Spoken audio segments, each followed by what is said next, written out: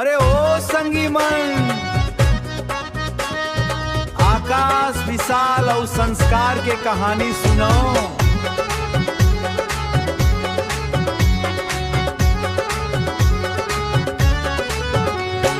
तीनों जन गांव के टूरी मन के पीछे पीछे घूमत रही।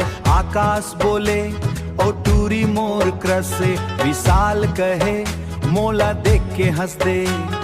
संस्कार रोज है सेट बनाए, साइकिल ले मार्केट दौड़ लगाए। हाय तीनों जन बनके हीरो निकले, गगल बहिर के स्टाइल झाड़ जहां देखे। टूरी मन जावत पांचू पांचू वो तीज पहुंच जावे। तीनों टूरी के पांचू पूछू घूमे रे, दिन भर भर गांव गली झूमे रे।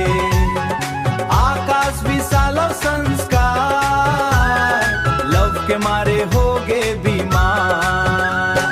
तीनों टूरी के पांचू पूछू घूमे रे, रील बना के चूमे रे।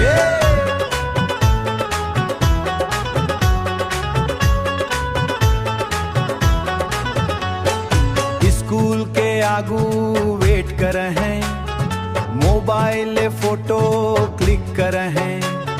इंस्टाग्राम में रिक्वेस्ट भेजे, सीन करके टूरी मन हंसे। चौक चौराहा सब जान गे, तीनों के किस्सा पहचान गे। फिर टूरी मन दे दीस जवाब, पहली नौकरी खो जाओ जनाब। तीनों टूरी के पांचू पूछू घूमे रे, दिन भर भर गांव गली झूमे रे। आकाश विशाल संस्कार लव के मारे हो गए भी। तीनों टूरी के पांचू पूछू घूमे रे, रील बनीला चूमे रे। अब तीनों जन काम खोजत है, लव वाला सपना छोड़त है। फिर घलो स्टाइल नहीं जाते, टूरी देख के स्माइल आ जाते।